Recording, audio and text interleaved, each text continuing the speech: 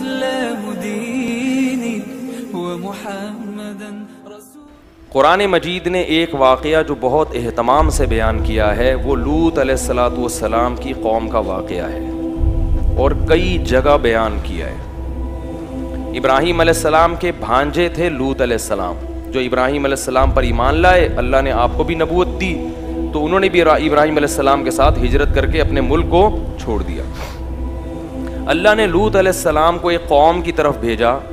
اس قوم میں جہاں شرک اور بت پرستی تھی، ساتھ ساتھ لڑکوں سے بدفعلی کی بیماری تھی. قرآن نے اس واقعے کی ابتدا یہاں سے کی ہے، هل اتاک حدیث ضیف ابراہیم المکرمین. هل اتاک حدیث ضیف ابراہیم المکرمین. اے نبی علیہ السلام، آپ کے پاس کیا خبر پہنچی ابراہیم علیہ السلام کے ان معزز مہمانوں کی؟ اذ دخلوا علیہ، جب وہ ان پر داخل ہوئے، فقالوا سلاما، تو انہوں نے عرض کیا سلام ہو آپ پر. قال سلام، تو ابراہیم علیہ السلام نے بھی کہا سلام. ابراہیم علیہ السلام کے بارے میں قرآن کہتا ہے کہ جیسے ہی فرشتے آئے نا، فما لبثا، ابھی ٹھہرے ہی نہیں، ان جاء بعجل سمین، بعجل حنیز، کہیں سمین ہے کہیں حنیز، موٹا بچڑا بنا ہوا سامنے لا کے رکھ دیا. قوم منکرون، اور دل میں ابراہیم علیہ السلام سوچنے لگے کہ یہ بالکل انجان لوگ معلوم ہوتے ہیں. یعنی ابراہیم علیہ السلام نے جو ان کو دیکھا تو وہ ان کو اپنے علاقے کے لوگ نہیں لگے، بالکل ڈیفرنٹ لوگ لگے اور ان کی پہچان نہیں تھی. فراغ الی اہلہ فجاء بعجل سمین، چپکے سے وہ اپنے اہل خانہ کے پاس گئے اور ایک بھنا ہوا بچڑا لے آئے. فراغ الی اہلہ، گھر والوں پہ ٹوٹ پڑے کہ فوراً لو، فوراً لے کر آؤ، کھانا لے کر آؤ، مہمان آئے ہیں. اور ایک جگہ آتا ہے فلبثا، فما لبثا، بھی ٹھہرے ہی نہیں تھے کہ بھنا ہوا بچڑا حاضر. فقربہ الیہم قال الا تأکلون، اور ان کے قریب لا کر رکھ دیا اور پھر کہا تم کھاتے کیوں نہیں؟ اچھا، اب وہ انہوں نے بھنا ہوا گوشت لا کے سامنے رکھا نا جب اپنے مہمانوں کے، تو ان کو کہا کہ تم کھاتے کیوں نہیں ہو؟ فأوجس منہم خیفہ، اور ساتھ ہی ساتھ ابراہیم علیہ السلام دل میں ڈر گئے. ڈر اس لیے گئے کہ یہ کوئی میرے دشمن ہے.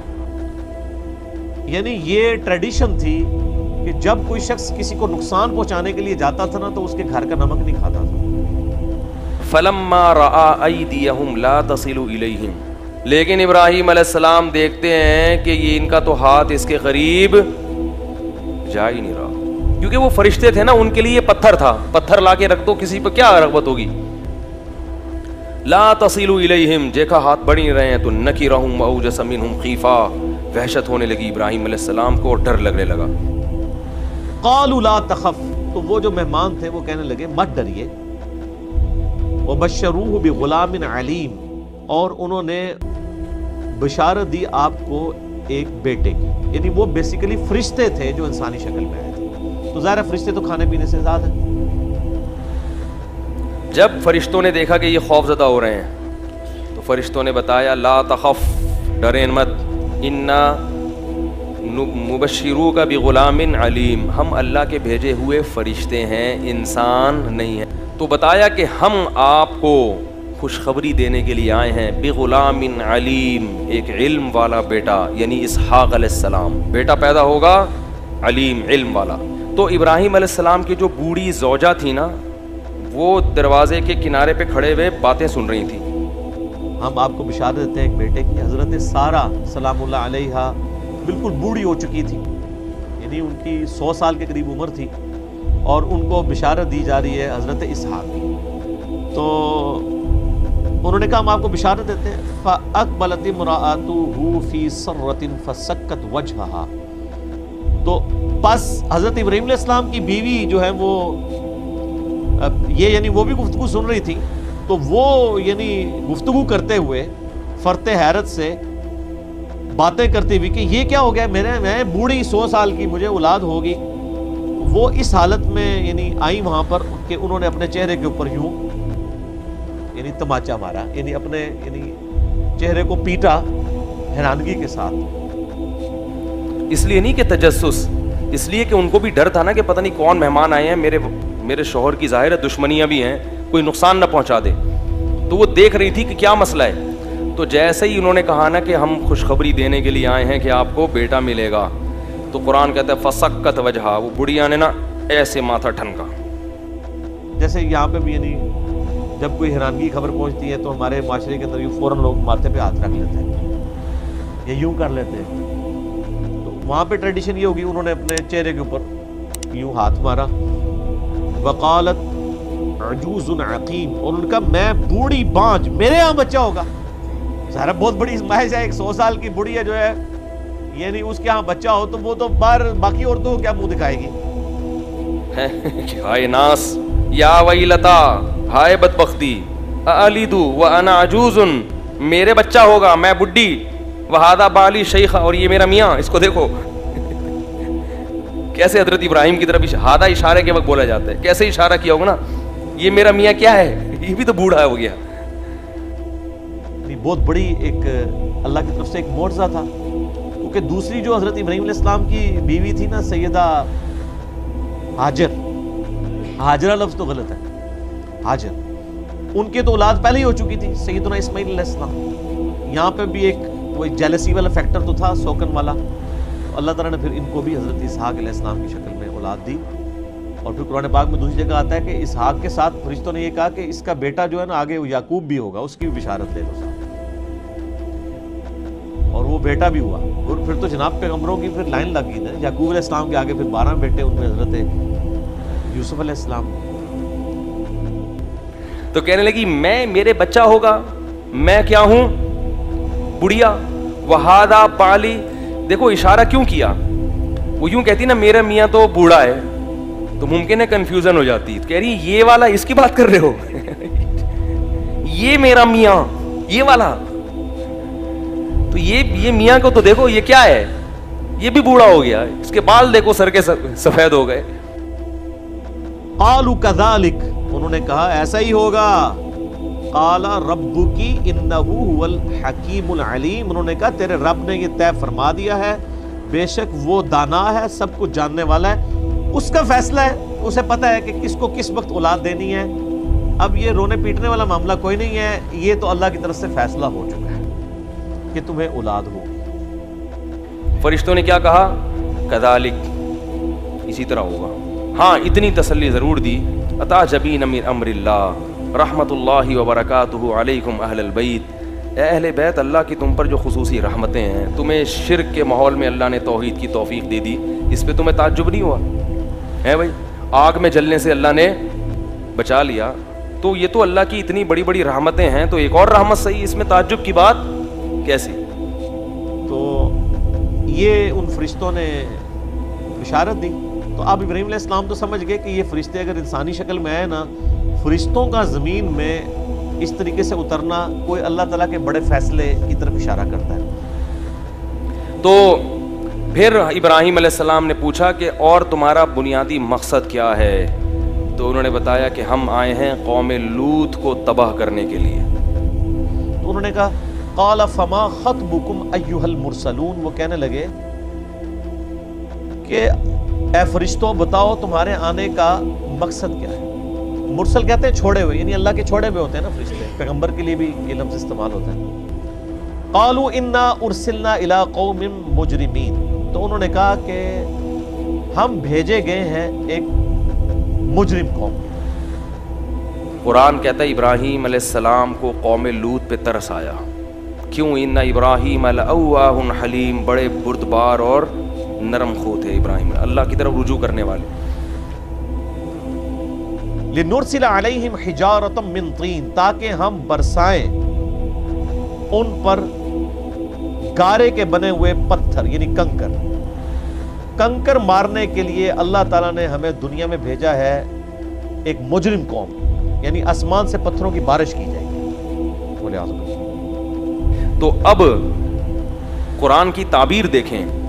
ابراہیم علیہ السلام نے فرشتوں سے کہا کہ اس میں تو لوط علیہ السلام بھی ہیں. مقصد یہ تھا کہ فرشتے کسی طرح یہ ارادہ ترک کر کے چلے جائیں. تو قرآن کے الفاظ دیکھیں, یجادلنا فی قوم لوط, ابراہیم ہم سے قوم لوط کے بارے میں جھگڑنے لگے. تو یہ قرآن کی بلاغت ہے کہ ایسے اللہ سے مانگ رہے تھے کہ گویا اللہ سے کیا کر رہے ہوں, بحث کر رہے ہوں. تو اللہ نے فرمایا ابراہیم اعرض عن ھذا, اس بحث کو کیا کر چھوڑ دے. انہو قد جاء امر ربک، تیرے رب کا فیصلہ ہو چکا ہے، یہ فیصلہ ٹلنے والا نہیں ہے. نحن اعلم بمن فیہا، ہمیں پہلے سے معلوم ہے کہ اس قوم میں کون ہے اور کون نہیں ہے، کس کو بچانا ہے کس کو ہلاک کرنا ہے، یہ ہم پہلے سے جانتے ہیں. حالانکہ وہ ابراہیم علیہ السلام کو بھی پتا تھا، اللہ جانتے ہیں، لیکن ابراہیم علیہ السلام چاہتے کیا تھے کہ یہ عذاب ٹل جائے. یعنی اللہ تعالیٰ کی طرف سے یہ فیصلہ ہو چکا ہے. اب وہ فرشتے یعنی کنکر مار رہے ہیں اور یہ نشان زدہ کنکر ہیں، یعنی یہ ڈکلیئرڈ ہے کہ یہ کنکر فلاں کو لگنا ہے، یہ فلاں کو لگنا ہے، یہ فلاں کو لگنا ہے، یہ فلاں کو لگنا ہے. اللہ تعالیٰ کی طرف سے یہ ڈکلیئرڈ ہے. تو پھر وہ فرشتے لوط علیہ السلام کے پاس گئے، وہاں بھی ایسے ہی خوبصورت نوجوان لڑکوں کی شکل میں. جب لوط علیہ السلام کے پاس فرشتے آئے ہیں تو لوط علیہ السلام نے دیکھتے ہی کہہ دیا، وہ سمجھے کہ یہ انسان ہے، خوبصورت لڑکے ہیں. کہنے لگے ھذا یوم عصیب، آج کا دن بہت برا دن ہے، بڑا سخت دن ہے. تو جب ہمارے یہ فرشتادہ، ہمارے یہ جو نوجوان لڑکوں کی شکل میں جن کو بھیجا گیا تھا فرشتوں کو، وہ جب پہنچے حضرت لوط کے پاس سیئ بہم، وہ ان کو دیکھ کر بہت غمگین ہوا کہ یہ بڑا میرے لیے وضاق بہم ذرعا، ان کا دل بڑا تنگ ہوا. وقال ھذا یوم عصیب، انہوں نے کہا یہ تو میرے لیے بڑا سختی کا دن آ گیا ہے. لوط علیہ السلام کی جو بیوی تھی وہ کافر تھی. اس نے لوگوں کو جا کے پیسوں کی لالچ میں کہ مجھے کمیشن ملے گا، پیسے ملیں گے، لوگوں کو جا کے بتا دیا، مخبری کر دی کہ میرے گھر میں کچھ خوبصورت نوجوان لڑکے آئے ہوئے. وجاءہ قومہ یہرعون الیہ، اور اب آئی اس کی قوم اس کے پاس والہانہ دوڑتی ہوئی، بڑے خوشی سے ناچتے ہوئے آ رہے ہیں کہ آج تو ہمارے لیے جو ہے وہ بہت ہی عمدہ شکار پہنچ گیا ہے. ومن قبل کانوا یعملون السیئات، اور وہ پہلے ہی سے ان گندے کاموں کے اندر ملوث تھے. قرآن کہتا ہے وجاء اہل المدینہ یستبشرون، شہر والے خوشیاں مناتے ہوئے آئے. شہر والوں جب جمع ہو گئے نا، ان کے گھر کے باہر گھیراؤ کر لیا. کیسے بدبخت لوگ تھے آپ دیکھو. جب گھیراؤ کیا تو لوط علیہ السلام نے ان سے کہا کہ ہؤلاء ضیفی فلا تفضحون، یہ میرے مہمان ہیں، ان کو مجھے ذلیل مت کرو. قال یا قوم ہؤلاء بناتی ہن اطہر لکم، حضرت لوط نے فرمایا کہ دیکھو میری قوم کے لوگوں، میری بیٹیاں موجود ہیں، وہ تمہارے لیے بہت پاکیزہ ہیں. اس کے دو معنی کیے گئے. ایک تو یہ کہ بیٹیوں سے مراد ہے کہ جو تمہاری بیویاں ہیں وہ میری بیٹیوں کے مانند ہیں. نبی جو ہوتا ہے وہ گویا کہ قوم کے لیے والد کی جگہ ہے، جیسے کہ قرآن مجید میں وازواجہ امہاتہم، حضور کی تمام ازواج جو ہیں وہ پوری امت کے لیے ماؤں کے درجے میں ہیں. تو گویا کہ یہ میری بیٹیاں ہیں، اللہ نے تمہارے لیے ان کو پیدا کیا ہے، تمہارے لیے جوڑا بنایا ہے. وہ پاک جو ہے تمہارے لیے راستہ، اپنی شہوت کی یہ تقاضے کو پورا کرنے کے لیے صحیح راستہ اس کو چھوڑ کر. اور یہ بھی ہو سکتا ہے کہ انہوں نے اپنی بیٹیوں ہی کو پیش کیا ہو کہ تمہیں اگر کرنا ہی ہے تو نکاح کر لو، میں اپنی بیٹیاں تمہیں نکاح میں دینے کو تیار ہوں، لیکن میرے جو یہ مہمان ہیں ان کے بارے میں مجھے رسوا نہ کرو. تو وہ کیا کہتے ہیں قوم جواب میں، اولم ننہک عن العالمین، ہم نے کہا نہیں تھا کہ آپ اپنے گھر میں کسی کو گھسنے مت دو. آپ کو جب ہماری عادت کا پتہ ہے تو آپ کو ان کو گھر میں داخل ہی نہیں کرنا چاہیے تھا. لوط علیہ السلام نے کہا ہؤلاء بناتی، یہ میری قوم کی بیٹیاں ہیں، ان سے نکاح کر کے اپنی خواہش کو پورا کرو. تو قوم جواب میں کیا کہتی ہے، ما لنا فی بناتک من حق، ہمیں عورت میں کوئی رغبت. یہ بھی اس گناہ کی سزا ہے کہ جس کو اللہ نے پیدا کیا اس میں رغبت، بولو بھائی، ختم ہو جاتی ہے. یہ بھی ایک عذاب ہے. قال یا قوم ہؤلاء بناتی ہن اطہر لکم فاتقوا اللہ ولا تخزون فی ضیفی، تو اللہ کا خوف کرو اور دیکھو مجھے میرے مہمانوں کے معاملے میں رسوا مت کرو. الیس منکم رجل رشید، کیا تم میں کوئی ایک آدمی بھی شریف اور کوئی ایک آدمی بھی نیک چلن نہیں رہا؟ یعنی کوئی تو تم میں سے ایسا نکل آتا جو میرا ساتھ دیتا، جو میری ہاں میں ہاں ملاتا. تمہیں تو معلوم ہوتا ہے کہ کوئی ایک شخص بھی شریف النفس باقی نہیں رہا. قالوا لقد علمت ما لنا فی بناتک من حق، انہوں نے کہا کہ اے لوط تمہیں خوب معلوم ہے تمہاری ان بیٹیوں پر ہمارا کوئی حق نہیں ہے. اس سے معلوم ہوتا ہے وہ دوسری ہی بات ہی زیادہ راجع ہے. وَإِنَّكَ لَتَعْلَمُ مَا تُرِيدُ مَا نُرِيدُ، اور تم خوب جانتے ہو جو ہم چاہتے ہیں. یعنی باتیں مت بناؤ، ہماری توجہ جو ہے ادھر ادھر لے جانے کی کوشش نہ کرو. تم جانتے ہو ہم جو چاہتے ہیں، جس کے لیے ہم حاضر ہوئے ہیں، جس کے لیے ہم پہنچے ہیں. تو لوط علیہ السلام اب کیا کہہ رہے ہیں، لو ان لی بکم قوتا او آوی الی رکن شدید، کاش میرے بازوؤں میں قوت ہوتی تم سے مقابلہ کرتا میں. یا میرا کوئی قبیلہ ہوتا جس کو بلاتا اور میری مدد کرتا، کیونکہ کمزور قبیلہ تھا لوط علیہ السلام کا۔ قرآن کے الفاظ دیکھو، لعمرک انہم لفی سکرتہم یعمہون، اے محمد صلی اللہ علیہ وسلم ہمیں آپ کی عمر کی قسم کہ وہ نشے میں ڈوبے ہوئے تھے، انہیں پیغمبر کے اس قسم پرسی کا ذرہ برابر بھی ترس نہیں آ رہا تھا۔ قال لو ان لی بکم قوتا، انہوں نے کہا کاش کہ میرے پاس تمہارے مقابلے کے لیے کوئی طاقت ہوتی، او آوی الی رکن شدید، یا میں کوئی قلعہ ایسا ہوتا جس میں مضبوط میں جا کر پناہ لے لیتا اور تم سے اپنے آپ کو اور اپنے مہمانوں کو بچا لیتا۔ یہاں ہے اصل میں حضور صلی اللہ علیہ وسلم کی ایک حدیث میں الفاظ آئے ہیں، یرحم اللہ لوطا لقد کان یاوی الی رکن شدید، اللہ تعالیٰ رحم فرمائے لوط پر، وہ ایک مضبوط قلعے میں تھے، اللہ تعالیٰ کی حفاظت تو انہیں حاصل تھی، لیکن یہ کہ اس وقت جو صورت بن گئی تھی ان کے لیے، جیسے جب جادوگروں نے جو اپنے انچر پھینکے تھے اور وہ بھی بن گئے تھے فرعون کے دربار میں، وہ بھی شکل اختیار کر لی تھی انہوں نے سانپوں کی، تو حضرت موسیٰ پر بھی وقتی طور پر خوف طاری ہو گیا تھا۔ تو بن بنائے طبع بشری خوف کا ہو جانا یہ کوئی نبوت کی عصمت کے منافی نہیں ہے۔ تو یہاں پر بھی اللہ تعالیٰ کی حفاظت تھی، اور جیسا کہ آیا فرشتوں نے پھر ذرا سا ایک ہاتھ ہلایا اور سب کے سب اندھے ہو گئے، وہ اس طرح کا معاملہ تفاصیل تورات میں ہے۔ قال لو ان لی بکم، لیکن جو حسرت کی کیفیت تھی اور جس طرح ضیق میں ان کی جان اس وقت آئی تھی، اس کا تصور کیجئے، کاش کہ میرے پاس تمہارے مقابلے کے لیے طاقت ہوتی، او آوی الی رکن شدید، یا کوئی ایسا ہوتا مضبوط مستحکم قلعہ جس میں جا کر میں پناہ لے لیتا۔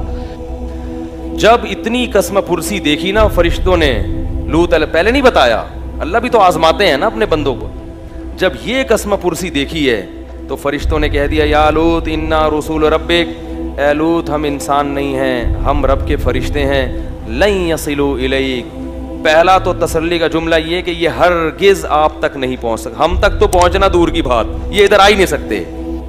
قالوا یا لوط انا رسول ربک، ان فرشتوں نے کہا ہے لوط گھبرائیں نہیں، ہم آپ کے رب کے پیغامبر ہیں، بھیجے ہوئے ہیں، لن یصلوا الیک، یہ آپ تک پہنچ ہی نہیں پائیں گے، آپ کو کوئی گردن نہیں پہنچا سکیں گے، آپ بالکل اطمینان رکھیں۔ بہت طاقتور فرشتے ہیں ہم، بہت طاقتور، یہ یہاں پہنچ نہیں سکتے۔ اب کرنا کیا ہے؟ جو ہم کہہ رہے ہیں وہ کرنا ہے آپ نے۔ فَأَسْرِ بِأَهْلِكَ بِقِطْعٍ مِّنَ اللَّيْلِ، اور بھی رات کا ایک حصہ جو باقی ہے اس میں آپ اپنے اہل کو لے کر، اپنے گھر والوں کو لے کر نکل جائیے اس بستی سے۔